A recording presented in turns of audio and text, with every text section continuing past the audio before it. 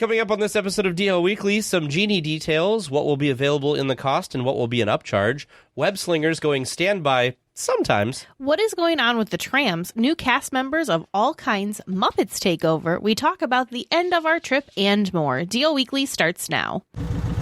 Hello, everyone. Welcome aboard the DL Weekly podcast. Please lower your head and watch your step while boarding. If this is your first time listening, we hope you'll check out our website at DLWeekly.net. If you have more time to spend, becoming an official weekly tier at DLWeekly.net/support is an especially good value.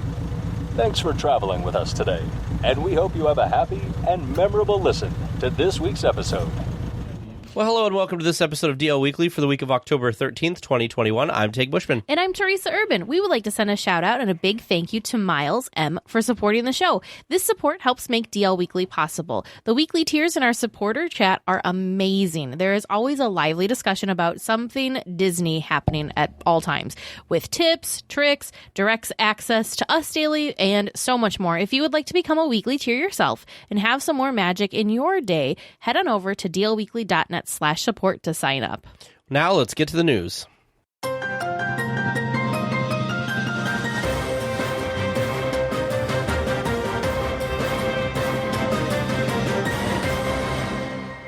This week, we got some more details about the Genie service coming to the park soon. Over in Walt Disney World, the service will launch on October 19th. No date is set for Disneyland just yet, but Disney says it will be announced soon. The Genie Plus service, which is an additional cost, will be available at a number of attractions and works just like MaxPass from before the closure. Individual Lightning Lane selections will be an additional purchase on top of Genie Plus and Lightning Lane and will be priced from $7 to $15 per attraction per guest. At this time, only Radiator Springs Racers, Web Slingers, and Rise of the Resistance will be on the Lightning Lane Plus service. Again, the Lightning Lane Plus service is the extra paid service that you're paying per ride. I feel like it's going to take a while for us all to learn the new lingo again. It's very confusing because as I was typing this, I found myself writing Lightning Lane when I meant Genie Plus. I found myself, it's just not great naming. I'm sure we'll all get used to it just like everything else with the different key levels that we've had to get used to and everything like that. I'm surprised. I guess I shouldn't be surprised. I did not expect that the Genie service would launch so quickly. October 19th is just like a week away, so it'll be interesting to see how it goes out there. I did see some speculation that they're going to see how everything is going to work out in Disney World before it comes to Disneyland, which, you know what, I'm totally okay with that. They can work out the kinks. They did that already for us with Rise. They worked out the kinks. Well, we were first, and then they found some issues, and so then that's why they ended up opening before we did. But yeah, I'm okay with it too. The one thing that I have to keep reminding myself, do you remember the first time we heard about the new Genie system coming? D23, wasn't it? It was D23 in 2019. So even though this feels like a fast turnaround, it was first announced, 2 years ago, almost, 2 years ago now. So it feels like it was a really short turnaround time from when they basically were promoting it, when they had all those videos and the posts and everything, when they first were really giving us a taste and a look into what it is, to now, like, boom, here it is. However, there was also speculation that it was going to try and be live prior to Walt Disney World's 50th. So not quite as soon as I was thinking. I'm curious to see how this whole thing shakes out. I'm glad that they're taking their time and aren't rushing into something and then having it be a complete disaster. Yeah.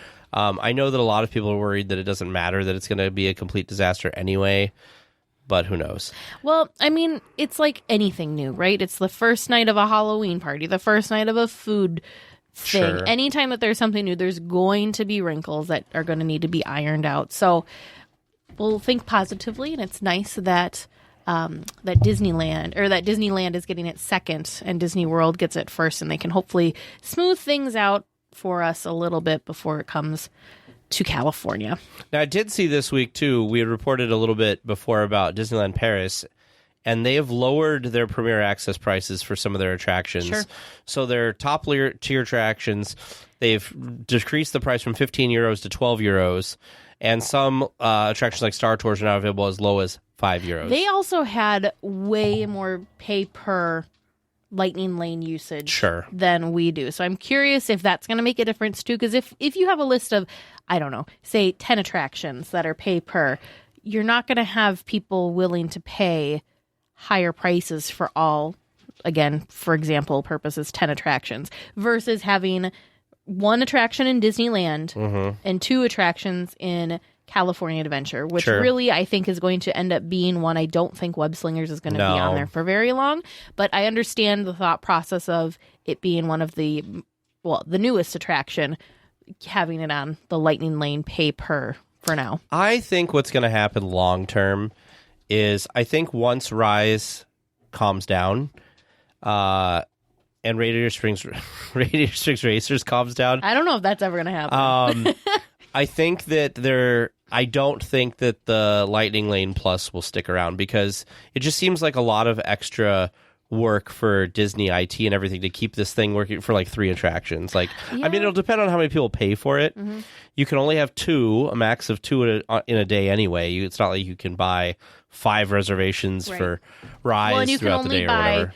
Yeah, you can only, is it 2 per day? Per day? I thought it was 1 per day. I thought you could only buy Rise but once. like right now with DCA, I think they're doing it as that you could get Radiator Springs and Web Slingers. Now, you can't do the same attraction over and over, but you can get multiples. The other thing to keep in mind too, this will be interesting just with wait times in general for these more popular attractions, because since it's the Lightning Lane Plus and it's the pay per ride, it will not be available for just a regular Lightning Lane if you purchase Genie Plus, which Genie Plus is a one-time thing per day. It's like Max Pass. Yeah, it's like Max Pass, kind of like Max Pass. It's $20 for the day, and then you get access to get Lightning Lanes, aka Fast Passes, for a different list of attractions. But the ones that you have to pay premium prices for aren't included. So it'll be interesting to see what that does for the standbys for these super popular attractions, because you're not going to really have too many, I wouldn't think, as many people going through the Lightning Lane Plus line as you would the normal Fast Pass line of the past. Sure. So hopefully that means the standby lines will be flowing a little bit better for those attractions. What do you think is the deal with Radiator Springs Racers? Like, I was surprised, I guess, the last time we were there at how long the line consistently was. It's always like that. I think it's because... Well, we had Max Pass, so that's probably how we experienced it previously. Yeah, I think we just lucked out and did the Fast Pass for it multiple times. But yeah, standby is always crazy for Radiator Springs Racers. And I think it's because, like some other attractions, but it is newer, it's such a good combination of both a thrill and a dark ride. And I think with how they do it I think it's also incredibly popular with children of all ages, whereas something maybe like Indiana Jones, I think, is a good combination of thrill and dark ride. It might be a little bit too scary for some kids, so you're not going to have as many people, whereas everybody loves Radiator Springs Racers. So, interesting. I'm also surprised that Space Mountain is not on this list, because I feel like Space Mountain is pretty consistently like a long line. Or Peter Pan. I'm glad that it wasn't. I'm glad that it's not, but I'm just saying it seemed like a low-hanging fruit if they wanted to do that. I'm glad that they decided to kind of scale it back for Disneyland. I think that was intentional because, Disneyland is more of a locals park, so you're not going to get as many people paying for those attractions as versus Walt Disney World, which is more of a tourist park. So they are going to be more willing to pay because you have limited time there, whereas Disneyland, you just, I'll just come back a different day, or I'll hit it next time. It's not as big of a need. I'm just curious what this whole thing is going to do. The one thing I keep reminding myself is, even if you do the pay per day thing, which I'm not convinced is something I will take part of, because it seems...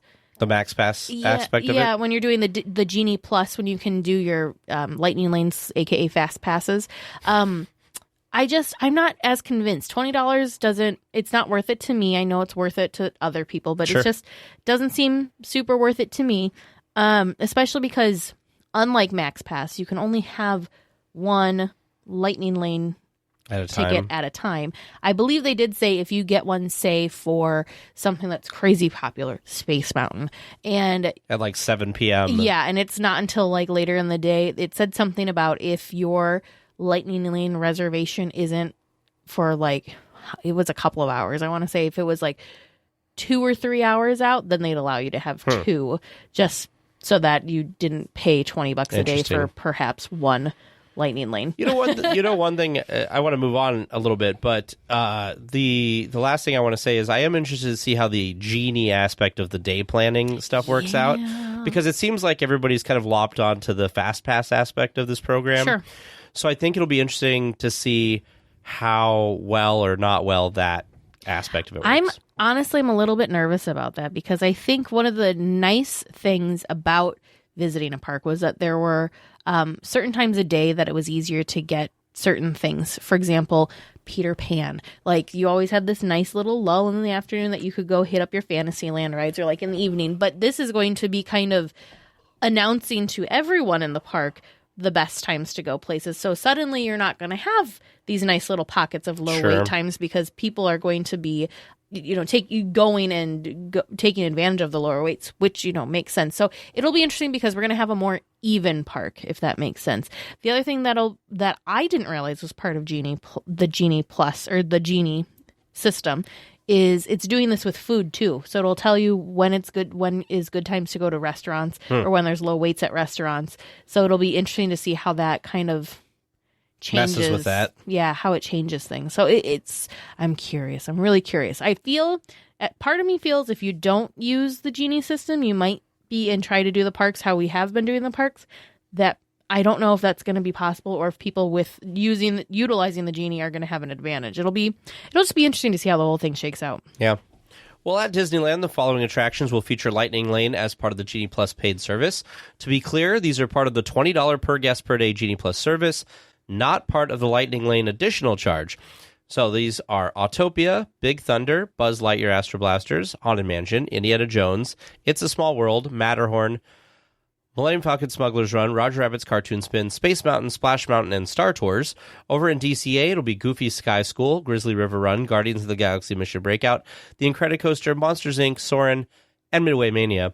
I find some of these attractions on this list interesting, like Goofy's Sky School and the Autopia. Well, but it's one of those things. I think these are all attractions that had Fast Pass before. So Goofy Sky School had Fast Pass. Autopia had so I think they just, everything that had a Fast Pass lane already built into the queue is just now going to have the Lightning Lane, which makes sense. Why reinvent the wheel, right? Yeah, I just feel it's tough, because now we're talking about this, and I feel like for this service to be successful, they should have every attraction on it or no attractions on it. You know what I mean? Like, it's weird to have some attractions on it and not others. Think about, for example, Fantasyland. Think about how those queues are set up now. It would be really tough. You can't extend those queues out, nor can you make a separate queue for the Lightning Lane in that section of the park, for example. Same thing. What if you just make it just a return time? Like I said, if you take away a standby. Well, remember how that works with our boarding groups, and you're still waiting like a half hour to 45 minutes in a queue? I just don't think that'll. I think the other thing too is they need a balance, right? You need a balance of attractions that you can pay the additional for, and then ones that are just fair game, even playing field for everyone. Sure. Because otherwise, I feel like it's a slippery slope. Where does it stop? Because then they may just as well go back to paper and ticket books with Disney right now, with people, what we're paying to get in. They're not going to lower the cost for us at all. Lower the entrance rate. They're not. Charge per attraction. Yeah, they won't, but I could see them just charging per attraction before I could see them lowering. This brings a whole different thing. What do you think, other than just profit? Do you think the money that they're going to get from Lightning Lane Plus will go into doing things with these attractions? It'll be interesting to see if they use that data to know, especially for some of these attractions that seem confusing to us. Are they going to use that data to see, nobody really cares to purchase the Lightning Lane and use it for Roger Rabbit or Autopia or Goofy Sky School or whatever. It'll be interesting if maybe down the road that's kind of how they weigh the popularity of some of these attractions. Because if you're willing to pay for the attraction versus just stand and wait in the line, that's a different level of love of the attraction, if that makes sense. I guess what I meant was the Lightning Lane Plus service, where you're paying per attraction. So for rides or whatever. Do you think that money would go towards like upkeep of that attraction, or because it's being more heavily used or in demand, like to pay off those like whiz bang like super cool new attractions, that it's easier to greenlight a multi-million-dollar attraction because it's like, it's all right, we'll add it to Lightning Lane Plus and we'll make back money a little bit quicker. I'm going to choose to think that way because that sounds like a good way to go. But realistically, Disney's a business and it's probably just goes into some pool. Sure. And it might not make a difference. But I like where you're thinking. I hope it does make some sort of difference because this is a good way for them to really measure how much the guests, how in demand that attraction really is. Is it something, because there's attractions that all of us enjoy at the park, but it's not really like the reason we go to the park. If we don't go on something, the teacups. We didn't go on the teacups last time. I don't feel like I didn't have a full Disney trip because I didn't do the teacups. I mean, I feel like I did have a full Disney trip because I didn't go on the monorail. I was going to say, we went on the Matterhorn. Monorail. I was like, I was very sad that the monorail. I was very sad that the monorail was down. Yeah. It was cool that it was like that they had it running so often. It's still running. They haven't started it up yet. But anyway, I know But yeah, it'll just be interesting to see if that weighs on future park development at all. Well, speaking of guest demand. Guests that have been to Disney California Adventure this past week on rainy days may have been able to ride web slingers by waiting in a standby queue instead of getting a boarding pass. Disneyland is switching to a standby queue on days where the attendants are lower for the new attraction. Guests who get a boarding group at the 7 a.m. window will have their boarding group honored, but there may not be a need for the noon boarding groups and switch to standby only. The standby queue usually becomes active around 4 to 6 p.m. Yeah, so the way you can tell is a couple ones. One, obviously they wouldn't have a noon boarding group system, like it's just not available. The other thing is when you see a standby queue wait time like you do for all the other attractions, that means it's a standby. I don't know. I feel about this attraction, I feel bad because I feel like Disney was very excited for this attraction, and I feel like guest demand for it has just been like, obviously there's been some demand, but not like Rise of the Resistance demand, obviously. Well, and I mean that I can say that's probably for the whole campus because we have this huge surge of excitement, and now people are just like, "Oh yeah, it's Avengers Campus." But I think things will be different once they get that big e-ticket. Whenever Avengers that is. one. That'll be a Lightning Lane Plus attraction, I'll bet you. Yes, it will. So keep an eye out for that. Again, on regular attendance days, weekends, that type of thing. The boarding group system is still in place. Although, have we heard about Rise standby queues in Disney World? I haven't seen anything about that recently. I haven't either. Like, you mean wait times? Yeah, because I know because they went to it, right? They did. Oh, okay. So it still had a long line because people had to line up in backstage. Which, I mean, we do that for Smuggler's Run, too, so... 220-minute wait. I'm just hoping that they kind of phase that out because it just seems like a pain in the butt. Speaking of pains in the butt, one of the big questions guests have been asking a lot recently is what is going on with the trams? I mean, I also really like the trams, and I don't even drive at the Disneyland Resort. The Orange County Register thinks that it is still related to the COVID-19 health and safety regulations that have been in place since the parks reopened. There were some posts online this week that said that the trams were needing repairs after not being run for nearly a year and a half, and maintenance teams are already overloaded. So the real answer to when the trams come back is anyone's guess. It's really crazy because it seems like it shouldn't be that complicated of a system if there are maintenance things, or maybe it's time to, I don't know, update the trams or something. But they have a fleet. There's a fleet of trams at Walt Disney World. And as you know, this is a Disneyland podcast, so I don't know what's going on with the Disney World trams. But I feel like the Disney World trams are running. So I don't know. It's a big mystery. Yeah. I don't think there are people that are speculating that Disney will never bring the trams back. That's not happening. I don't think that's true at all. No. But yeah, it's just, it's a mystery. Yeah, they're definitely bringing these back. I don't think that it's just going away forever, so that's just silly that people think that. I do think that as Halloween time ends and Christmas time starts, I hope that they bring it back for that time. Otherwise, they might just be waiting until after the new year. Maybe they're trying to push it to the next fiscal quarter or something. Who knows? Well, this next story I'm you are so ridiculously excited about. Absolutely over the moon. excited. Joffrey's Coffee and Tea Company has finally made it to the West Coast from Florida. The coffee stand that sits at the entrance to Pixar Pier and Paradise Wharf was recently converted to a Joffrey's, along with adding, get this, mobile ordering and some food offerings. Breakfast offerings are available until 11 a.m. with a burrito available after. A chia fruit salad, sugar cookie, chocolate chip cookie, and chocolate croissants are offered daily. So tell me about Joffrey's. You had this in Disney World. So, okay, Joffrey's is delicious. I am excited that it is specifically Joffrey's, but I am just so excited because remember last trip? Oh, no, I know this whole story. So I don't remember if we talked what day it was, but one of the DCA days I went into Fiddler and Fife, and it took 40 minutes for me to get from the time I got to line, from the time I got my coffee, 40 solid minutes. And Fiddler and Fife has just always had this issue because it's like the place to get coffee. It's like Market House in Disneyland. It's like Market House, but Market House in Disneyland has 4 registers. Fiddler and Fife, 2.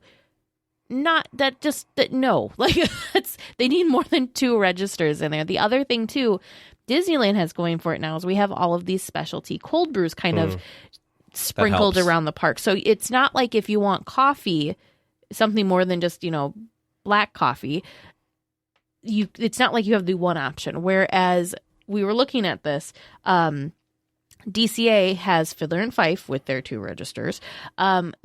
It was the cappuccino cart that has now been converted into the Joffrey's place. So I was excited because I'm like, I'm going to go to the cappuccino cart. Well, when we were there is when they were converting it to the new Joffrey's coffee stand. And then I think there's maybe a nitro cold brew at Pim Test Kitchen, but that's it. So really there aren't as many coffee options in DCA, and the fewer options that there are, of course, more people are going to be there and they have fewer registers. So this is amazing. And the fact that it's like I can mobile order it too.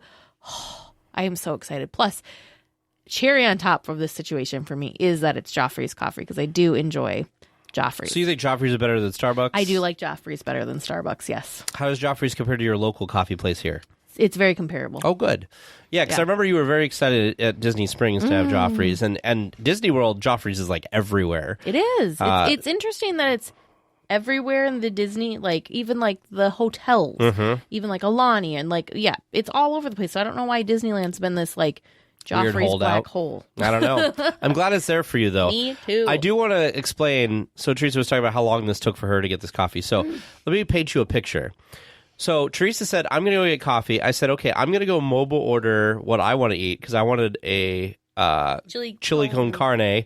And there was something else I got. Oh, and the macaron. The Oogie Boogie macaron. So No, you got the cone macaron. Oh, the cone macaron. Because the Oogie Boogie macaron happened to be in Fiddler and Fife. That's right, because we had those at the same time, but it was anyway. So she went in, or stood outside, and I went over to mobile order and pick up all my stuff. What? No, remember you and I went. You and I started walking, and I walked to the closed cappuccino cart, and then had to turn around. And it doesn't matter. Back. It doesn't matter because it's still gonna be terrible. So she went to the thing, realized it was closed, went back, stood in line. I got my cozy cone stuff, which. Spoiler, cozy cone thing, like the cone that I needed to get the macaron from wasn't even like open at the time. I had to wait. Yeah. But I got both of my things. I went all the way back up to the front. I sat there. I ate my entire cone and then stared longingly at this macaron, waiting for Teresa to come out. I think I spent a bunch of time. I took some pictures of the characters. I watched a couple rotations. I was going to say you sat through multiple character rotations. Yeah, and then finally, because she texted me at one point, she's like, "You see that door to your right? I'm right inside there." And I'm like, "That's not by the front registers." And then didn't you say that like groups of people were coming back in, like there was one person in line and like 3 people would show up, and then they wouldn't know what they wanted to order, or they knew what it was, but the person who had been there didn't know what they wanted to order. It was just, and didn't you say there was like a Oogie Boogie? There was something. There was an Oogie Boogie. The Oogie Boogie macaron was in Fiddler and Fife, but also the like super coveted purple cup. Oh, so people were Starbucks waiting to try to buy that too. Yep, so people were waiting just to buy the Starbucks cup too. So it was quite the fiasco.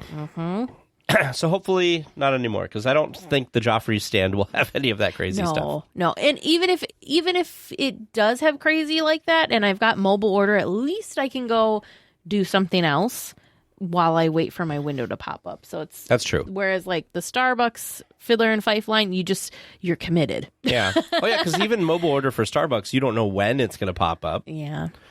Yeah. Well, Disney Plus has been an excellent... what? You can't mobile order Starbucks in the parks.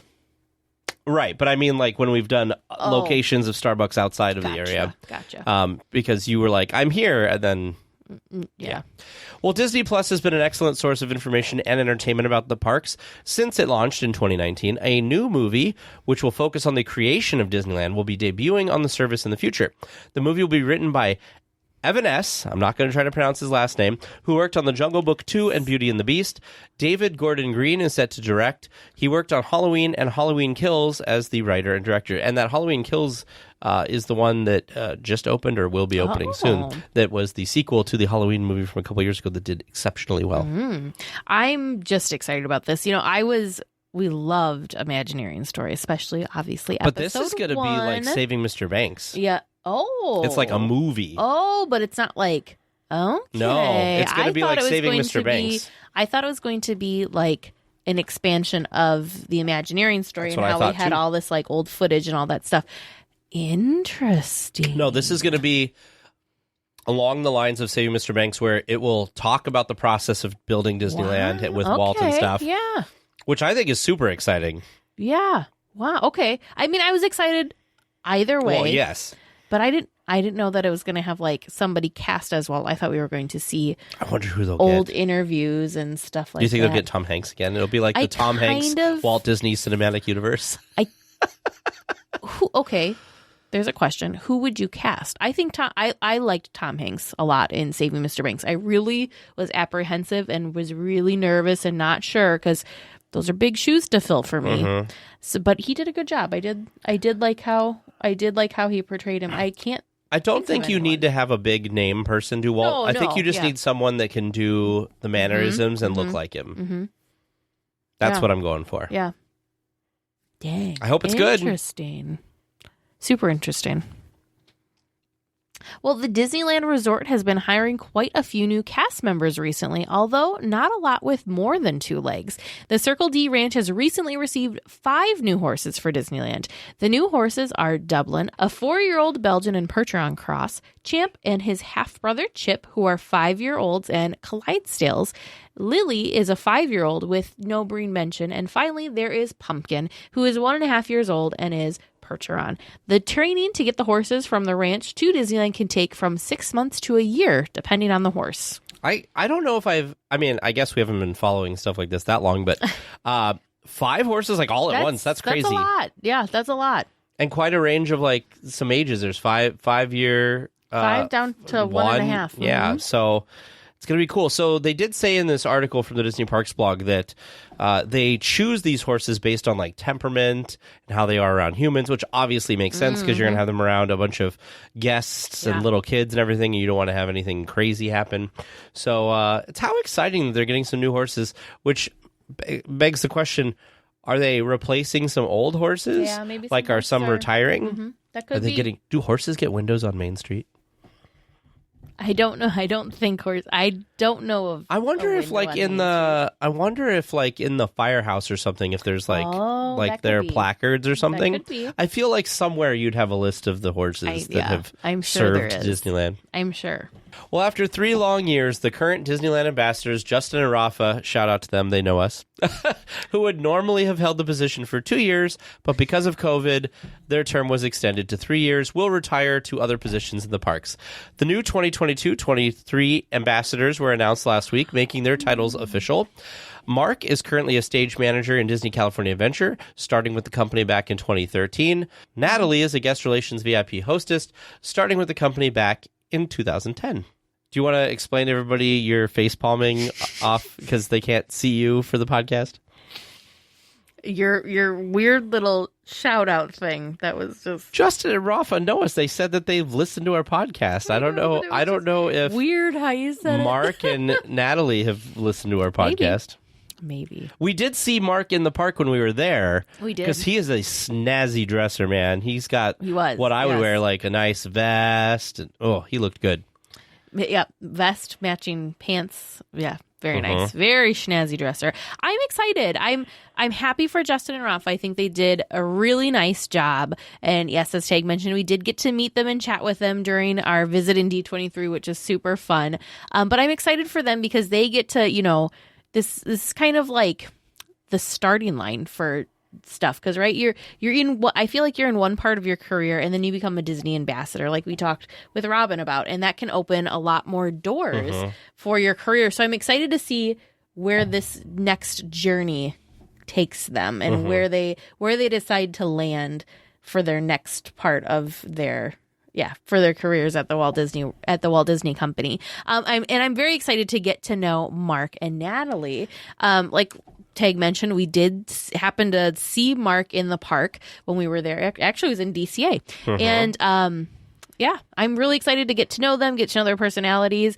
They must be pretty awesome humans if they were chosen to be the Disneyland Resort ambassadors, because that's a pretty big title and pretty big thing to do and represent. And it's a big responsibility. Yeah. Oh, yeah. Because they're representing all of the cast members at the resort. If you guys want to see the ceremony where they were announced and all of that stuff, there is a link in the show notes that goes to that as well. Weekly Tiers who are like Tag and love building models of Disneyland, there's a new 3D model book coming out soon. Build Your Own Disneyland Park Press Out 3D Model is now available for pre-order on Amazon for $14.99. The book has 35 press-out pieces and instructions to build a 3D model of Disneyland. There's also some information about each of the lands in the books. The book will be out on December 7th, 2021. I saw this, and I thought it was so cool. It was like made for me because there was a little badge that said "Build your very own model of Disneyland," and I was endlessly excited. And it's only $15. Yeah, that was the thing that I was shocked about, because when I was reading about this, I'm like, oh goodness, what is this going to cost? But yeah, $15 is not bad. I'm curious. I'm curious to see how large the model is once you're done. But the graphics in here are wonderful. I really enjoy the park map that we all know and love and are incredibly familiar with, but it's got an extra little bit of like cartoonish charm to it. It's really fun. Yeah, really fun. I'm very, very excited. This will definitely be something that I'm sure that I'll either buy for myself or somebody will buy for me for the Christmas or something. You will own this, yes. Yeah, it's going to be pretty cool. I feel like a lot of Disneyland fans, whether they're model fans or just Disney fans, will be getting this, because this is such a fun little book. And unlike the Paper Parks thing, I don't have to like sit and meticulously color and cut it out this time. That is true. I ran into that the other day in my pile of printouts that I had, and I just need to get back to coloring it. How are your 3D Metal Earth things coming along that I got you for Disneyland? I only did the sign so far. I need to get my tweezers and stuff together to do the other one. I just haven't done that yet. Well, for Weekly Tiers who watch the Muppet Haunted Mansion Halloween special on Disney Plus this week, the Disney Parks blog has released some wallpapers, stickers, and more. Some of the wallpapers include Miss Piggy as Madame Pagoda, animal, and Muppet versions of the famous locations from the Haunted Mansion. There are some Giphy stickers when you search for Disney Plus Life on Instagram, and more. How fun. Just super fun. I like how I love that they did this mashup of the Haunted Mansion and the Muppets, because it's kind of an unlikely pairing, but I really enjoyed it. And the other cool thing, too, that I liked, and we'll talk about it a little bit later, is I really liked how they kind of wove the Muppets into a lot of the classic things of the Haunted Mansion. So, for example, Madame Pagoda. The wall. Well, I'm thinking even like stuff that people may not have noticed, like the wallpaper and how the wallpaper, even instead of the classic Haunted Mansion wallpaper, it was the Muppets. So I like that they had all of these little hidden details in there, but they're making some of the details, and then obviously some of the more major things like Madame Pagoda, they've created so that we can use them in fun ways in our day-to-day life as well. Magic spoiler, magic spoiler, magic spoiler. I want to talk about this show. So if you've not seen it, skip ahead a little bit. What did you think of this show? So I watched it last night. Okay. What did you think? I thought it was adorable. I watched it the day it came out because that's the kind of Haunted Mansion nerd and Disney nerd that I am. And I really enjoyed it. Muppets have been, I like the Muppets, but recent Muppets have been hit or miss for me, because like the new Muppet show that came out with Disney sounded normal in this. Yep, the new Muppet show that came out on Disney Plus, there was just something off about it. Kermit didn't sound right, and I don't know. There's just something that just I just didn't get into that. But this, I think they did a nice job. I liked how they used characters in like Muppet characters and how they transformed them into Haunted Mansion characters. My only beef, why did you do that? Don't do this very beloved person dirty. Was Fozzie Bear as the Hatbox Ghost. Why did they give him teeth? Why did Fozzie Bear does not have teeth. I heard you saying this before I watched it. So when he showed up, I was like, why does Fozzie Bear have teeth? It was weird. Ridiculous. I'm like, the Hatbox Ghost obviously has teeth, but you didn't need to give Fozzie Bear a half set of teeth. He only has top teeth. He doesn't even have bottom teeth. I do want to say that. Other than that, I loved it. I enjoyed it. I thought there was some weird stuff, but I remember that's kind of Muppets. That's the Muppets, yeah. I love Muppet Christmas Carol. So what I really wanted to see is Gonzo and Rizzo together instead of Pepe. Pepe was fine. I just wanted them together because I was used to their little comedic duo.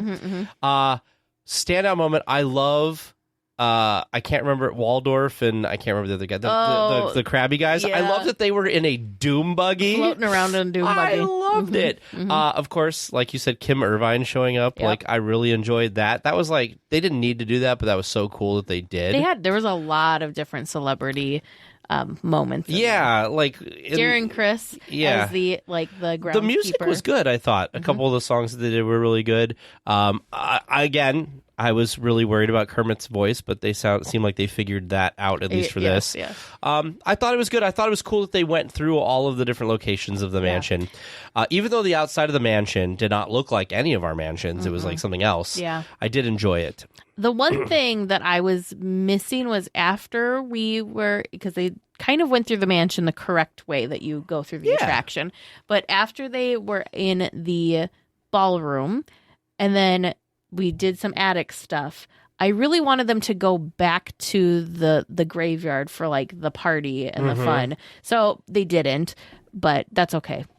I missed that part because it would have felt more complete for me. Sure. If that makes sense. But yeah, it was fun. Yeah, it was neat. I like that they brought in the bride and stuff. I don't know. They touched all of the important parts of the mansion, which made it really enjoyable. Well, the Haunted Mansion exhibit at Great Moments with Mr. Lincoln has been updated to include some of the props that were used to film the Muppets Haunted Mansion special. Some of the items include a To Die For license plate, the crystal ball from Madame Pagoda, the maid's spray bottle from that same scene, coffins, there's a door, one of the doors, breathing doors or living doors from the hallway, and more. There are even some notes from the Muppets themselves about some of the items. I am sad that we didn't get to see this because, like I said, I really like Muppet stuff, and I think it would have been really cool to see some of the props to get kind of an idea of scale and stuff. And the way that the puppeteers bring the Muppets together is always so interesting to me. So I'm sad that we didn't get to see this when we were there because it wasn't there yet. But cool idea. I'm glad also to see that it seems like Disney is using the Muppets now. Yes. Because for a while I felt like they didn't do anything with the Muppets. That is true. But the one thing for those of you that can go visit this is they have a section of the Muppets version of the Haunted Mansion wallpaper. And then you can also see some of those other details that I was talking about. For the door, I think it's so cool that the ironwork above the door is the face of one of the Muppets. I love all of the details that they put in here, and I think it's super cool that you can go see these details up close at this exhibit. Absolutely. Well, Uva Bar in downtown Disney has some new drinks on the menu for Halloween. The Beetlejuice contains vodka, melon liqueur, and blue Curaçao. The Vampire Bite has Nolet's Gin, Rosemary Simple Syrup, Pink Grapefruit, and Soda Water. The Trick or Treat has High West Bourbon, Pumpkin Spice Syrup, Lemon Juice, and Soda Water. Finally, the Black Cat has vodka, raspberry liqueur, and lime juice. Each cocktail is $15 and should be available throughout the Halloween season. Ooh, I think I would try the Beetlejuice and the Black Cat. Both of those sound delicious. Yeah, I'm not a big alcohol beverage. They're very pretty, like usual. They sound fruity though. Melon and blue Curaçao, and then raspberry and lime juice. Psst. Avast there. It'd be too late to alter course, mateys. And there be trivia questions lurking in every cove, waiting to be answered. Listen close and keep your ready Disney knowledge handy. That be the best way to answer correctly. And mark well me words, mateys. Dead men tell no tales.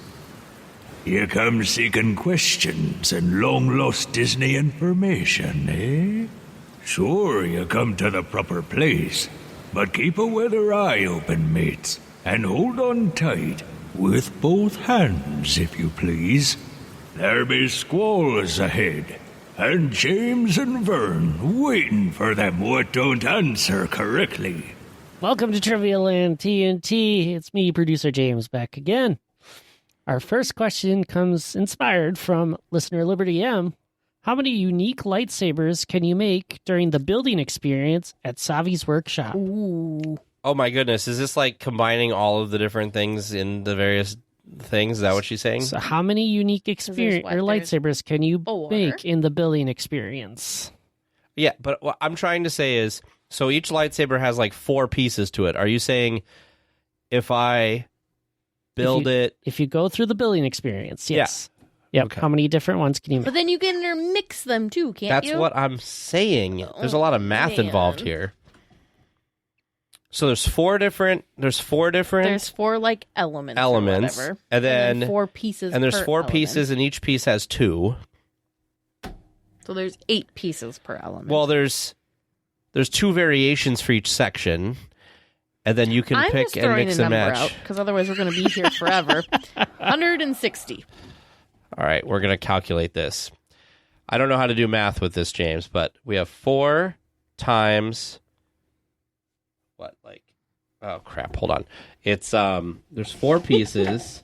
He's committed, I like it. Oh, is it squared? Is it 4 squared? I like how he was worried about how long this was going to take tonight. And now he's committed to the math bit. 4 squared. I could have told you that. 64. 64 unique choices? Sure. Great. Question number 2. I figured it's spooky season, so we need some Haunted Mansion love. Oh, crap. No, wait. 128. 128. Okay. Sorry, 128. Good. All right. Now we move on again. It is spooky season, so we need Haunted Mansion questions, right? So my question to you is, what is the name of the graveyard band in the Haunted Mansion? They have a name.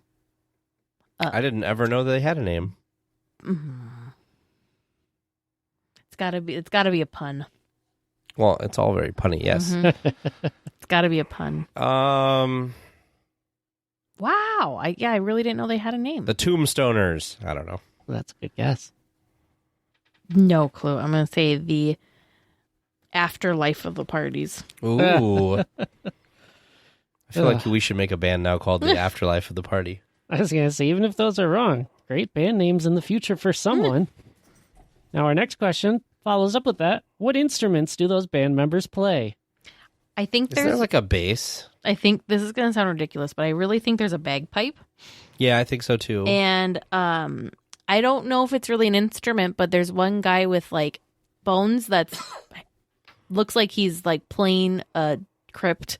So we'll just call that the drums. No, what's the a xylophone? Xylophone. It's like a bony xylophone. Oh, okay. I feel like there's a trumpet flying around. I think there's like a horn of some sort. I think it's a trumpet because it's like flying around at one point. Or maybe that's in Madame You're Leota's talking thing. about Madame Leota's room. There's no flying. Hey, at least it's the right instrument. attraction. How many? Can you get a hint of how many instruments there are? There are 5. 5. Oh man. Bagpipe. I think there's a xylophone. harp, like Harp. a little, like a tiny harp. Oh thing. yeah, I want to. Yeah, what's the tiny harp called? I don't know. Can you just give us the correct answer if it's tiny harp is close enough, if not harp. correct. Isn't there a bass? Like, I feel like there's the big boom, boom, There might boom. be. So put bass down for me. What are we up to? And then horn. I think there is a horn. Like a There has to be a It's not horn. like because a trumpet has keys. I don't remember there being keys. It's like one of those like Bugles? What are those?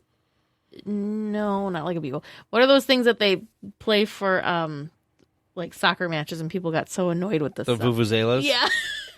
Like that. Like but Yeah. not that. Okay, 1, 2, 3, 4, 5. We'll stick with that. Okay. So we have a bagpipe, a xylophone, bass, the tiny harp, and the long horn. horn thing. It's not really like a trumpet. Okay. This is It's good. like, I don't know like anything what about they music. play at like like that stuff. Your musical expertise is shining. That has like A bugle. thinking Is of, it a like- bugle? No, that's a little thing that's wrapped around too. It's the ones that if you go like to a castle and they're playing the horns, it's like the long thing and they've got the flag. Is it just called a underneath it. longhorn? Sure, we'll call it a longhorn. We've got a tiny harp and a longhorn. I like it. Not to be confused with the steer down in Texas. Yes, exactly. Our last question for you is, can you identify the cast member costume? Oh, good. Oh, boy. Starting at the top, we've got a nice plain black ball cap. Moving down, there's Wait, a ball cap? ball cap. Like Okay. baseball cap? Yeah. Okay.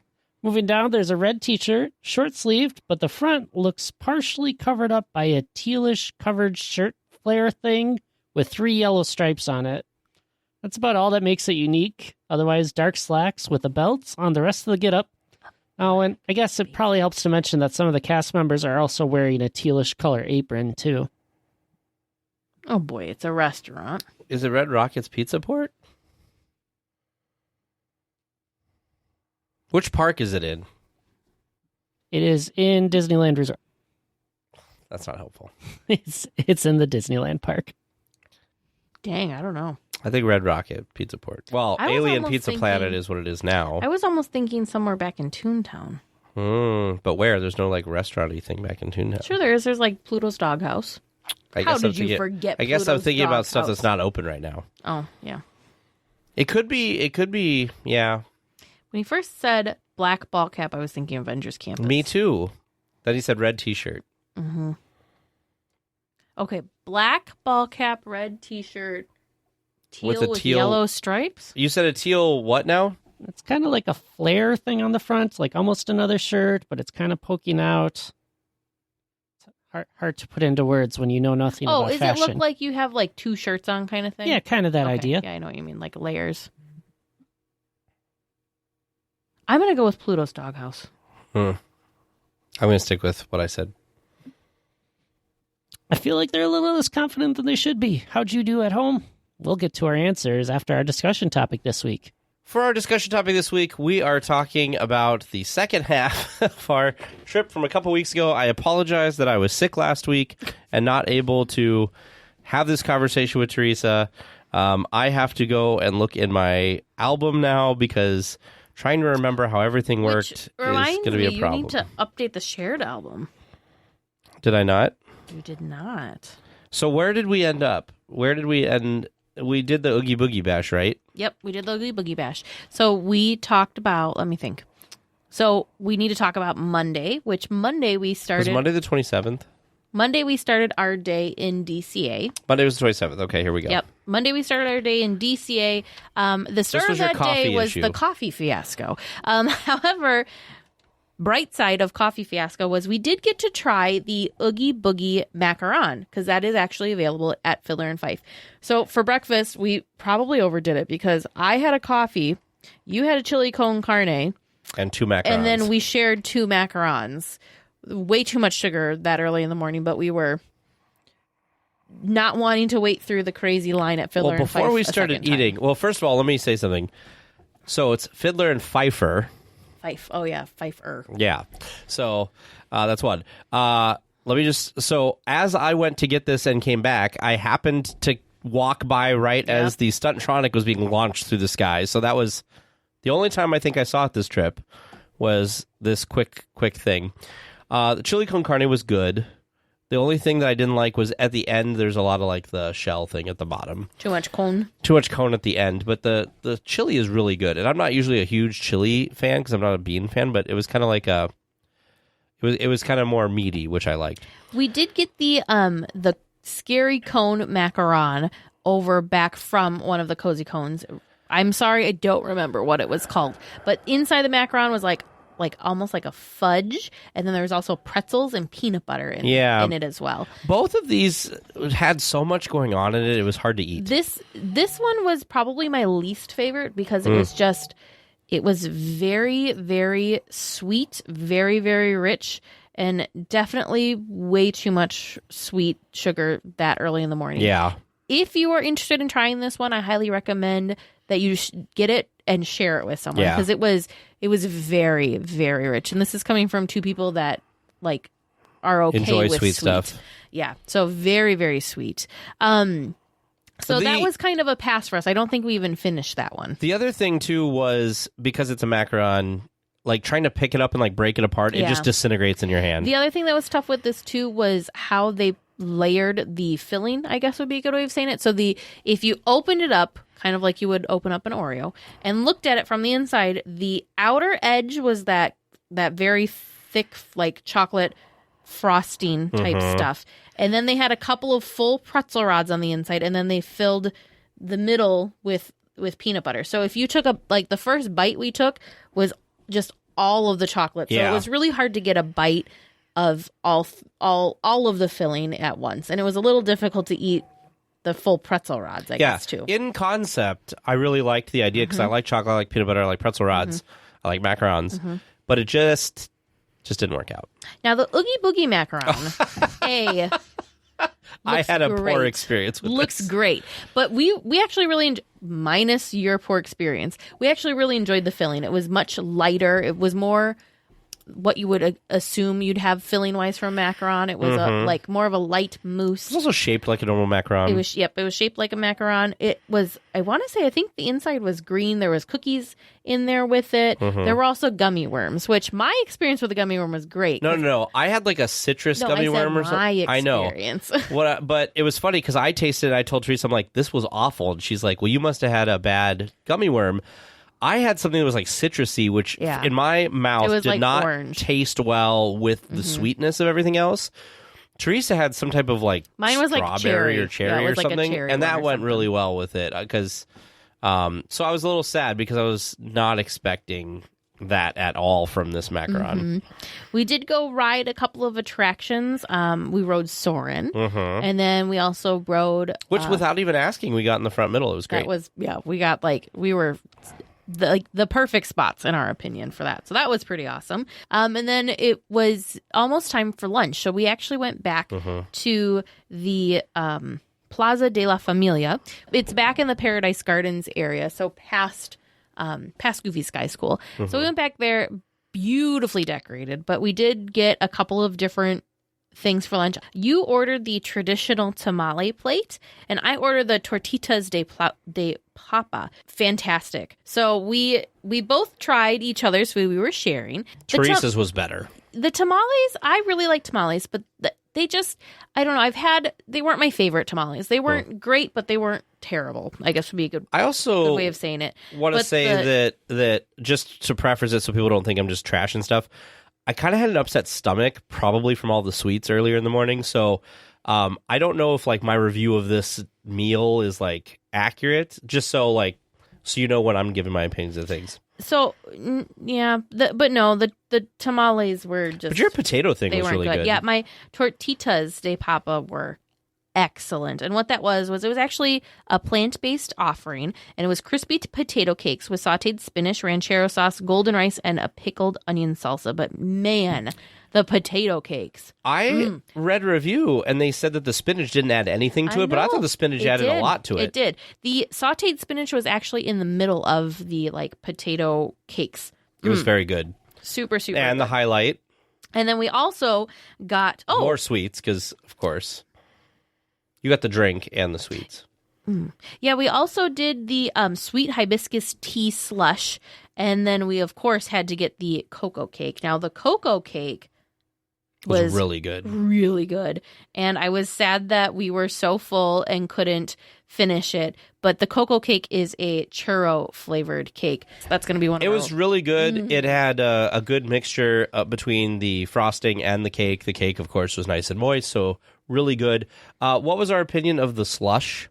The slush, again, I think we just oversweeted ourselves. It would have been good. It would have been good, and we would have been happy with it, I think, if we wouldn't have had so many sweets. It wasn't a like must get again for me. I really like things like the jungle julep. Now that slush drink over in California or in Disneyland, one of my favorites. It's great. But this just not, it wasn't as good. It wasn't, again, not terrible, but not great. After that, we decided to head out in front of the plaza and catch the Coco show. Now, this was the second or third time I had seen it. I had seen it when I was there back in 2019 for Halloween time. This was your first time experiencing the fun Coco Puppet Show. What did you think? I was very excited for this. We made the mistake of eating a little too close to the time of the show starting. So by the time we walked over to it, there was already quite the crowd there. Very popular show. So we were kind of right by the Jump and Jellyfish attraction, and we kind of couldn't see like everything that was going on. However, what I could see, the cast member who runs the Miguel and the Miguel puppeteer was amazing. We were talking nonstop, it felt like, about how hard it must be to want to sing along and everything that you're doing the puppet, but you are not to do that as the puppeteer for Miguel, because Miguel is singing. And I loved his facial expressions, just in general. I thought the cast member was amazing. The host for the show, beautiful voice. Yes. The characters that came out with the other like puppets, the skeleton dancers, also looked super cool. It was, even though I couldn't see everything, what I did see was really good, and we did want to come back and see it again, but I think we just got busy with other things. But if this is ever around again when we're there, I will definitely want to see this. And if you're there, I would recommend seeing it. I would recommend getting there probably 10 or 15 minutes before the show starts, because there was quite a crowd. If not earlier. It definitely draws a crowd. The one thing I wish that they would do is maybe move this and maybe have the show. Did you see the Festival of the Lion King where it was kind of like in front? I wish they would do that. That'd be a great spot for it. For this show, because that was on, it was in the seating area for World of Color. And so they kind of had a stage in front. And then you had, of course, your World of Color viewing area, which is tiered. So it was just much easier to get more people in to be able to see the stage and the performers better. The one drawback to that area is there is no shade. So it did get very warm over there when we were watching the Lion King show, whereas over closer to the Plaza de la Familia, there was more shade, but it was just difficult because a lot of people were standing to watch the show, and it's also a walkway. So it was hard. It was very congested for people who were just trying to get from one side to the other, trying to use the walkway, and it made it a little disruptive for those watching the show because you had to kind of keep shifting for that to be the walkway. But other than that, other than location, fantastic. We rode a couple of attractions on our way out. I think we went and said hi to the Little Mermaid and Ursula, or said hi to Ariel and Ursula on our way out. But yes, then we did hop on over to Disneyland because it was after 1 at this point. We could. Because our original plan for Monday was to do Disneyland, same thing with Tuesday, but because of us getting the Magic Key, there was only an available reservation for DCA for that day, so we had to start there. I do think we went left. We spent a lot of time over in like New Orleans Square and that corner of the park. We did, because I think we took a Grand Circle tour, and then we got off and got beignets, and then after eating our beignets, which we got the strawberry beignets, which I was very surprised. The powdered sugar that has the strawberry pieces in it for this, really good. Like I did not expect flavoring. It to taste so strawberry like. But I thought they were very, very good. You got the drink. Yep, I got the strawberry mint julep, which was good. There was a mint julep that we had during D23 that was excellent. I don't remember what flavor. It was like a berry one, wasn't it? Oh, it was so good. This one was good. I liked it better. Like I'm not a huge fan of the classic mint juleps. I like the flavored mint juleps better.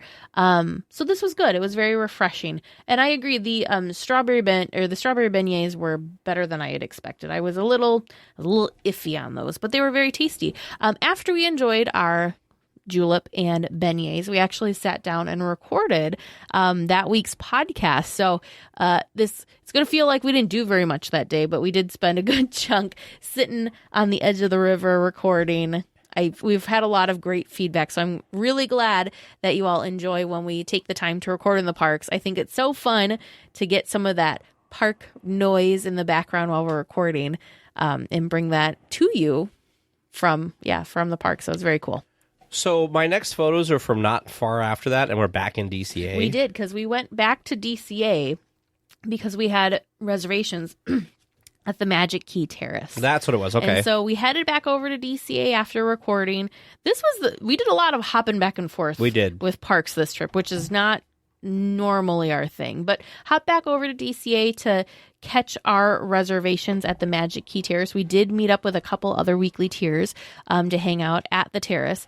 You really wanted your Pimnini, and so you went over, grabbed a Pimnini. And I have a bone to pick. And then met us at the Magic Key Terrace. I have a bone to pick. A weekly tier and I went over to Pim Test Kitchen, decided that the mobile order wait time and the standby wait time looked like it'd be about the same, so we just waited in the wait line.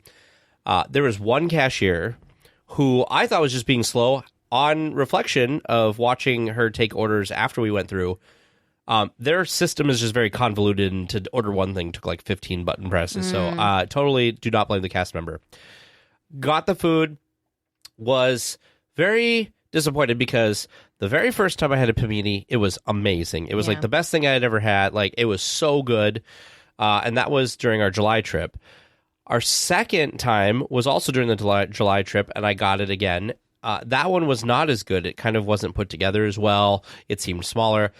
I don't know if it's my imagination or memory or what, but I felt like this time it was even smaller and didn't taste as good. Like, by the time I got over to the terrace to eat, it was like cold, and it just was very disappointing. I wish I would have ordered something different. However, when we got to the Magic Key Terrace, one of the weekly tiers had ordered the steak slider things, and those are amazing. Yep, we did share it was called the Slider Invasion. They were beef tenderloin sliders with chimichurri and pickled red onions.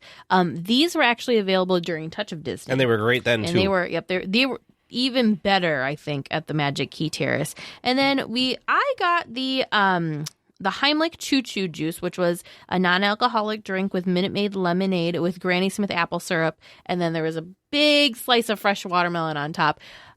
Super cute, very photogenic drink.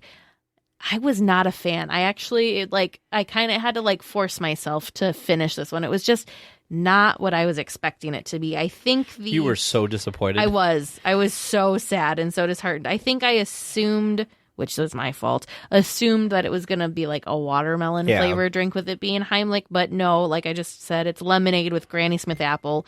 So yeah, I was not as excited. It did get better as it got watered down, but yeah, not great. And then we also had one of the weekly tiers got the 54321, which was Captain Morgan spiced rum, blue Curaçao, coconut, pineapple, cream, simple syrup, and fresh lime juice. That was pretty good. It was a little more strong tasting than I thought it was going to be, because the description makes it sound very light and kind of fruity, but it was good. I think it was the rum that kind of gave it that little extra kick.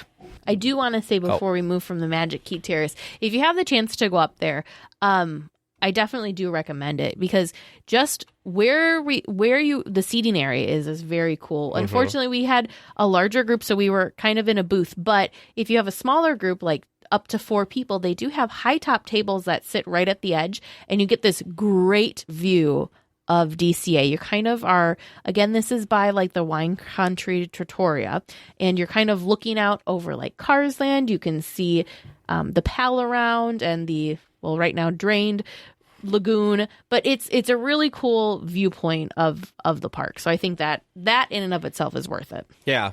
It's a cool location, and it was the first time I had ever been up there, so I was glad we did it. Mm-hmm. Now, for that one, was that one because we were talking about this in the chat recently, is that one that everybody has to show their... No, so the Magic Key Terrace is so anybody can make a reservation for the Magic Key Terrace. However, who is a Magic Key holder? Nope. So I made the reservation before I was a Magic Key holder. So anyone can make a reservation for the terrace, but when you arrive and when you check in, at least one person in your party needs to be a Magic Key holder. So it was a mix. I'll say like about 50-50 of the people in our group were key holders and we're not key holders. So that was a pretty cool thing to be able to bring friends who aren't key holders up to do an experience with you. So very fun. So after that, we went over and rode the Incredicoaster, which had a pretty short wait. It was nice to get on that again.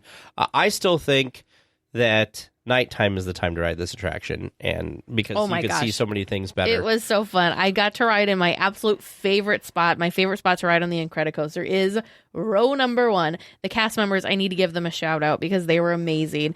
We happened to be like the third group in a row that requested the front row. So there was 6 of us or something? Yep, she was very kind and very patient and had us stand off to the side. She was able to honor all 3 groups' requests. And so everybody that requested row 1 got row 1. We did have to wait for a couple of Incredicoaster trains to go through. Totally understandable, not a problem. Well worth the wait, in my opinion. So super, super fun. After we rode the Incredicoaster, we went over to the Adorable Snowman because a weekly tier actually gifted me with one of the Pixar Pier Parfaits, one of the boozy versions of the Pixar Pier Parfait. They sent the exact amount with tax and everything included to us as a PayPal donation. They did. With the message of, you have to buy this. Teresa, you need to go buy this. So I did. Super good. Really good. You all know how much I love just the regular old Pixar Pier Parfait. Yum, yum, yum, yum. Oh, it's so the boozy version is just called the Pixar Pier Frosty Parfait with Blue Caraco. So it's the Pixar Pier we all know and love with a little extra kick. I will say if you do get this, it is best to kind of let it melt a little bit so you can mix it around to get all the flavors mixed. Yeah. That was how I enjoyed it the most. After that, we decided to head over and ride Radiator Springs Racers because it was another one of those times that we wanted to try to get in there and ride that. I feel like wasn't that long of a wait. I feel like I need to talk about our queue experience though, because we had a really fun queue experience when we were in the bottle.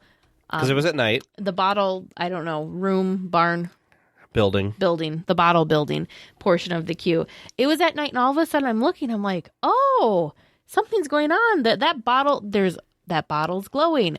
Well, we realized it was somebody on the other side of the wall in the queue. They had turned their cell phone on, and they were putting their cell phone up to the bottles, and it would shine the light through, and it would make this really cool glowing effect. So once I realized that there's a smaller child that was in front of us that was just like in awe of what we were seeing from our side.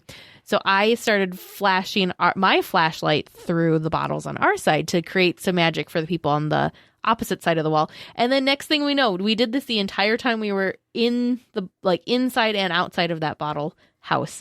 And so many people caught on to it and started flashing. It was so cool to see the magic kind of spread. It was really, really cool. So it was neat to see. I've decided now every time that I'm in that queue at night, that has to happen because it was so cool. It's a cool little thing. I'm looking at my photos and I realized we did not talk about something. So before we left Disneyland and went back to DCA, our boarding group came up for Rise of the Resistance. Oh, and we went over, and there was a huge, I don't know, it must have gone down or something. There was a huge mass of people that were all showing up at the same time. And I talked to a cast member, and I said, our boarding group came up, but we have dining reservations over in DCA. She said, don't worry about it. Mm-hmm. Keep it on your phone, whatever. Go do your dining reservation, because you'll be charged if you miss the dining reservation. Come back here, tell them you had a dining reservation, show them your reservation, we'll let you on. By the time we got done with Radiator Springs Racers and walked back over to Disneyland, it had completed for the night because the ride was closed. Yeah. So we missed out on our boarding group for that night. But we rode Smuggler's Run, which was fun. Mm-hmm. Yeah. Didn't we go to Fantasyland after we got out of Galaxy's Edge? Because weren't we trying to hit up a bunch of stuff last minute while we were killing time? We did. Yep. We headed over to, so after we were done at Galaxy's Edge and smuggling stuff for Hondo. We went back over. We did a couple of attractions. Fantasyland is just magical at nighttime. We did Casey Jr. Had a great cast member interaction. The girl that was running the kind of the line in the loading and unloading process there was just fantastic. After that, we went. And one of the weekly tiers we were there with used to run that attraction as well, so it was kind of fun to have. It was very fun. That whole situation going on. At night, it's beautiful. I want to say that we did. So we did Casey Jr. and then it was almost. We were getting very close to closing time, so we decided to go hop in line for Peter Pan. Had a nice quick visit to Neverland, and then at that point the park was closed. However, since we were brand new Magic Key holders, it was Monday night, and so we were able to spend an extra hour in the park enjoying Haunted Mansion Holidays. So so magical. Headed back over to the Haunted Mansion, which that first night experiencing that extra additional hour at the Haunted Mansion was just, it was magical. I don't know how else to describe it. We walked up to the mansion, and it felt like we had that whole corner of the park basically to ourselves. We were able to really take our time walking through. They did shorten the queue, so you actually walked right up the front steps of the mansion and in. So that was cool. But I got, I think, some really cool pictures just because the mansion was all lit up in all of its Halloween/Christmas glory, but there was no other people there. So a lot of like... There was people, they were all doing the same thing you were doing. They were all standing back taking photos because nobody was there. Yeah. And I was like, let's go get on it. And we just kind of went. Yep. So we went in. We basically had a stretching room there was all like to ourselves. 6 people, including us, in the stretching room. And then, so again, was able to really walk around and like see details of the stretching room. You didn't feel like you were kind of like, I have to stand in my little spot here because it's a very full area. So able to see all sorts of details, take all sorts of photos. And then the doors opened. The hallway was empty. So really took our time walking down the hallway. Didn't feel any sort of rush at all. And then, of course, we rode the attraction. So I want to talk about something with this. So there was nobody in line when we got out of the stretching room. So we basically took our time and walked up. There was nobody in any doom buggies. So the attraction must have been near empty at this point. Yeah. And yet somehow we got on it, and towards the beginning of it, we still had a playful spooks have interrupted our tour, which I want to bring back because we didn't talk about it when we talked about the Muppets. They did put that as part of the Muppet Show, and I was like, great, this is just an expected thing now that's going to be in the show. Perfect. I thought that was perfect. But it was cool. It was cool. It was very cool. We did get stopped in the mansion a couple of times, too. Not quite as perfect of spots as when we did our first trip through the mansion this time around, but still very, very cool. I think we got off and then we rode it again. Yes. I think we ended up riding it twice that night just because why not? We could. And then after disembarking our doom buggy the second time, made our way slowly up to Main Street. Main Street was dead, basically empty. It was surreal. It was really cool, really surreal, and almost like it just like felt still because you had all the lights, all the stuff, but just no hustle and bustle. By the time we got up there, by the way, it was Main Street was basically closed, so it was just us. And Teresa had an unfortunate cast member interaction. Yes, we did. But yeah, I think we're not going to go into that. We'll just leave it. There was a grumpy security guard, a very grumpy security guard that wanted anything to do but be there at that moment. But I was able to get some really cool shots. I walked up, and I do feel bad because I did scare a security guard accidentally because I decided to turn. We were like halfway down Main Street, and I look back. I'm like, there's nobody in front of the castle, and it's night. I really want to get a shot of the castle. So I was trying to not take too much time. So I was like walking fast back up towards the castle, and the security guard that was up there thought like, where does this woman think she is going? She cannot go back in the park. And then I stopped like ahead of her to like crouch down and take some photos, and then okay, she's just taking photos. You think she'd be used to this by now? She may have thought like, we've got a runner, she's trying to get back. But yeah, that was not the grumpy security guard. The grumpy security guard was as we were leaving. One of the weekly tiers wanted a quick photo with the pumpkin because of course there's nobody there, and so literally we stopped for maybe 2 seconds just to take very quick 2 or 3 photos, and the grumpy security guard wanted nothing to do with it and was very much get out, get out, get out. Whereas Yeah. all of the other people and all the other cast members were there. Nobody was forcing anybody out. He just was having a night, I think. Yeah. So, yeah. But anyways, aside from that, super magical. Yeah. Super, super magical. I feel really fortunate to have been able to experience that. I feel like that's a taste of what a cast member gets to experience frequently.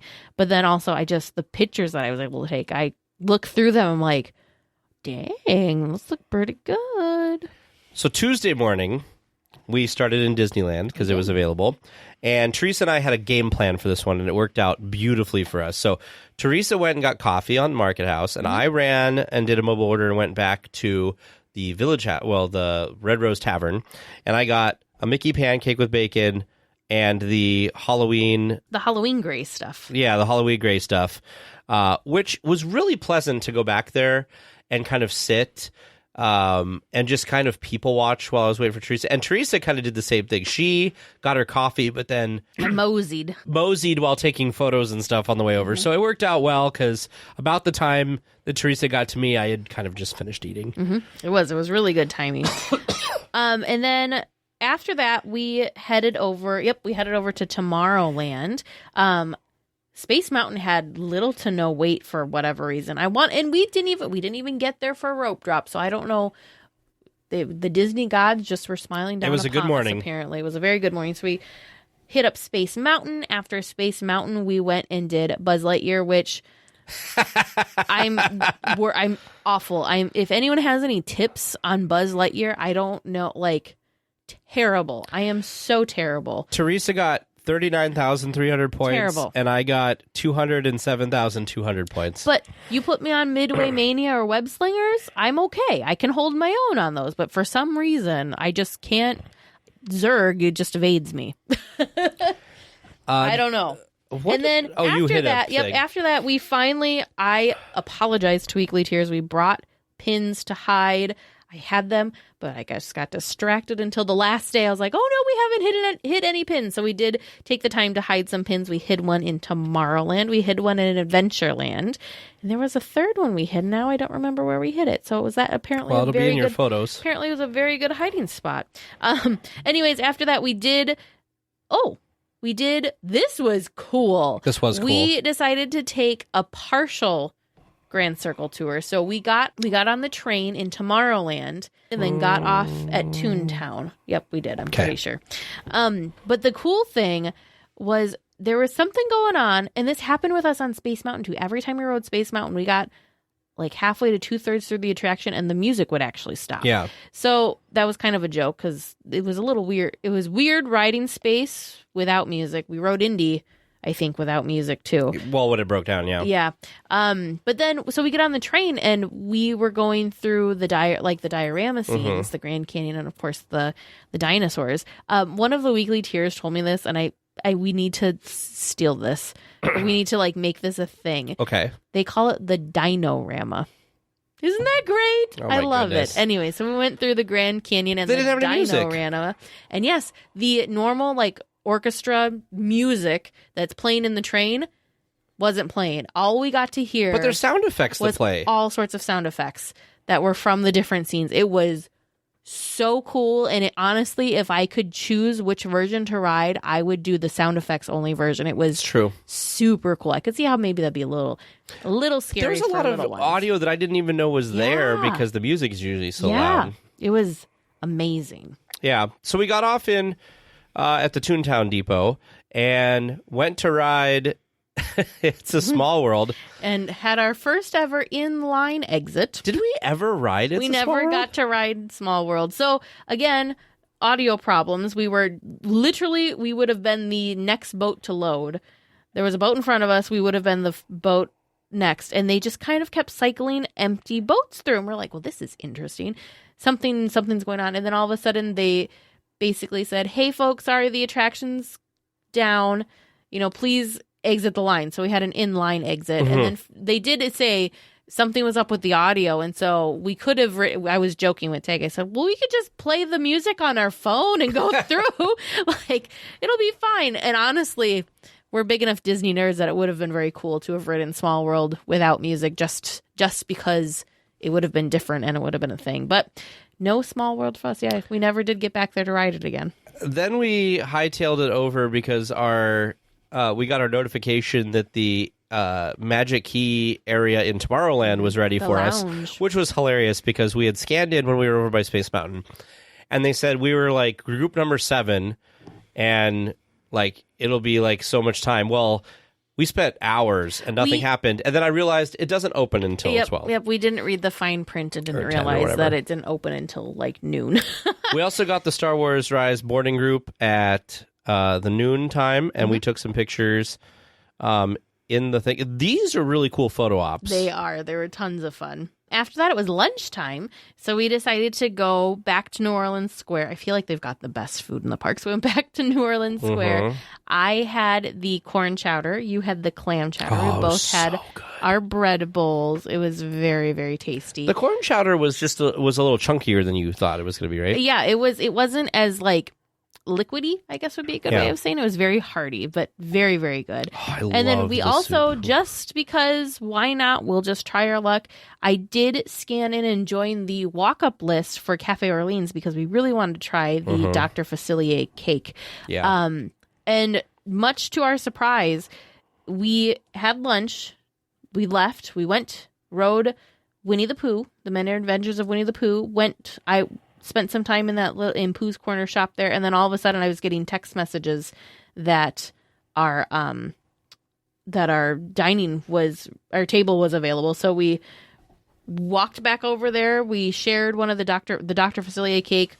What did you think of this cake? It was pretty good. I'm trying to like remember. It was super good. It was like really loose. Good with the like sauce, wasn't it? Like that was part of the thing. It was better than macarons than we had. I'll give you that. The only thing that was a little weird with the Dr. Facilier cake is it did have like Twizzlers wrapped around. Wasn't good. So we kind of just left the Twizzler off to the side because that Twizzler taste with the richness and the decadence of there was like a chocolate ganache, and then there was like 2 different cake layers in there. It was very sweet, very rich. Again, glad that we shared it because it was good, but I definitely would not have been able to eat one on my own. After that, our boarding group actually had come up, and we went back and finally were able to fight with the Resistance at Star Wars Rise of the Resistance. It was good, as usual. It was very good. After that, we took a trip to the Tiki Room because we did have dining reservations for Trader Sam's. We had a little time left to kind of fill before then, so we decided we'd get into the Tiki spirit, go say hi to Jose. No Maynard again. Yeah, no Maynard. I did get my Dole Whip. This is when I finally got my Dole Whip last day. Somebody dropped a Dole Whip. It was so sad. We watched a Dole Whip die. It was very, very sad.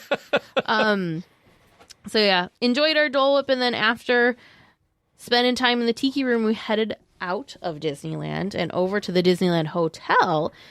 We were all over the place, weren't we? We were all over the darn place. Over to the hotel to go experience Trader Sam's. We were very fortunate. Trader Sam's, if you haven't been there, is not very large inside, but it is super, super cool. We did have reservations to eat indoors, which such a fun and cool experience. Yeah, it's a cool thing. We did, towards the end of our reservation, we did have kind of like a shift change, which was interesting. But it was cool because I think, 4 of us got to sit at the bar, and 3 of us got to sit at a table right behind 4 and us. 3, yep. The drink I had there, I think I had when I ate at the outside bar, and it was pretty good. I had the Schweitzer Falls, which was, sorry, you have this up, was tropical juice and Sam's Gorilla Grog topped with Sprite, and it was very good. Mm-hmm. And I think I had the, I don't remember. I either had the Polynesian Punch or the Skipper Sipper. I don't remember which one it is. I think it was the Polynesian Punch. Pretty sure. Yep, the Polynesian Punch, Sam's Gorilla Grog, and Hibiscus Grenadine. Very, very good. I did have the poo-poo platter for dinner. Which was large. Yeah, I was surprised at how large that was. I was not expecting that. But it had pork gyoza, which is basically like little dumplings. There's panko crusted long beans, macaroni salad, sweet and spicy chicken wings, served with their really delicious aioli sauce. But it was It was a lot. And I had the salmon poke bowl again, which was just amazing. It has an amazing sauce with it. It was amazing. So we sat there, and one of the things you have to wait for, and what's cool about this is depending on when people order different drinks, the entire thing will transform. There's like a party. There's like a volcano erupts. The storm comes in. What was funny was 2 of the drinks that got ordered had this volcano effect. Yep. We were done. We went to leave. Teresa had to use the restroom, and luckily she did, because I was outside with another weekly tier talking, and I heard all this stuff going on inside. It was so crazy. And I came back in, and Teresa was like, "Oh yeah, they ordered this other one." Yeah, so they only have it's very small restroom, so I had to wait in line, which that was one of the few times I was okay with waiting in line to use the restroom, because I got to see that other one, and I was one of those, I'm like, oh no, I need to like run outside, but I was glad that you guys were right next to the door, so we were able to hear that something else was happening. But super, super fun. Anyways, after Trader Sam's and all the awesomeness that was, we headed back to Disneyland, of course, to finish out our night. We did kind of focus more on doing some shopping, some pin trading. I personally think I did really, really well. I think I did a great job. I had really good luck with pin trading this time. It was super fun. The biggest thing for me was just remembering to stop whenever I saw pin trading. You did really good, though. And try to like be quick about it. You were good at stopping, like at remembering, like, oh, I should do that, because you're like, oh, I wonder if they have a pin board. We waited outside the Haunted Mansion for the Haunted Mansion holiday lighting ceremony. Yes. So we waited quite a while there because nobody could tell you like what time that was. But that was pretty cool. You want to talk about that real quick? It was fun. So it was, first of all, it was longer than we thought it was going to be, which was good. Also not good because I stopped recording too soon because I thought it was done. It's kind of a short and sweet little lighting ceremony.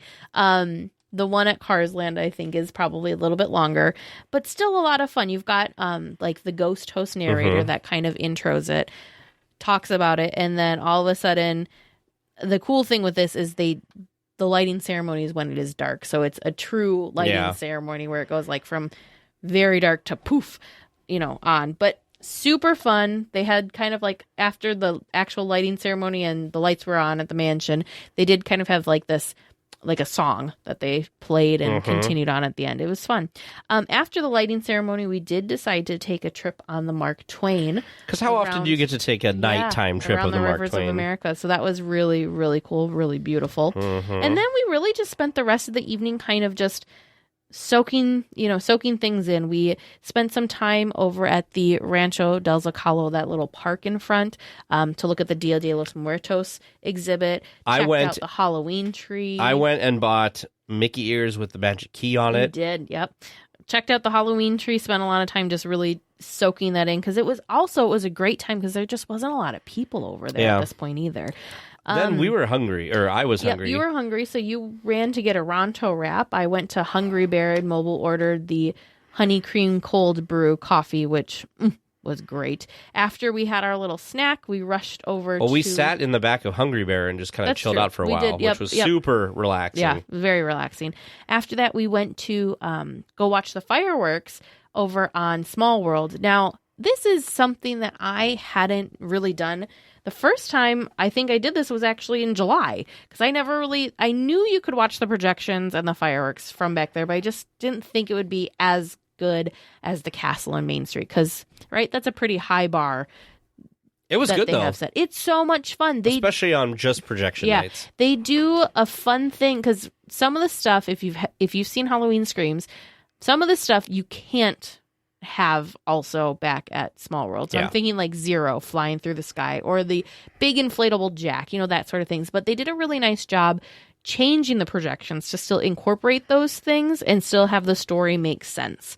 But it was a ton of fun. It's really, I think, an underrated place to watch that, especially if there was just projections. I thought it was quite fantastic. It's also really nice because it's kind of a secret to go back there, because you can go back there 5 minutes before the show starts and find a good spot, and you have enough space. Most people are actually sitting down on the ground to watch the show. So it's a very relaxing. We had a firework cute little kid experience. behind us who was like crazy dancing Yes, and stuff. It was yes. awesome. He was having a ball. After the fireworks, we went over and rode Alice because that was something that it seemed like for whatever reason, every time we went to ride, it had a huge long line. And this time we decided, you know what? If we're going to do it, we're just going to do it. Gonna do it. So we did that. And then after Alice, we decided to hit up the Matterhorn. After the Matterhorn, we went for another trip around Space Mountain. And at that time, it was about park closing. So we headed back over because, again, it was a night that Magic Key holders were able to spend an extra hour in the parks enjoying Haunted Mansion Holiday. And I don't know, what a perfect way to like just finish off the trip, having that extra hour, spending some time with Jack and the gang at Haunted Mansion Holiday, and then enjoying a leisurely walk out of the park and saying goodbye. It's always nice to spend that little extra time at the park, especially when it's your last night. So, well, and there's something, it was just even more magical because it was after all of the crowds had gone through. So it was much more like relaxing. But it was all in all, fantastic trip. Thank you to all of the weekly tiers that came to our meetup, all the weekly tiers that biggest meetup yet. Yep, came and said hi to us, maybe rode an attraction with us.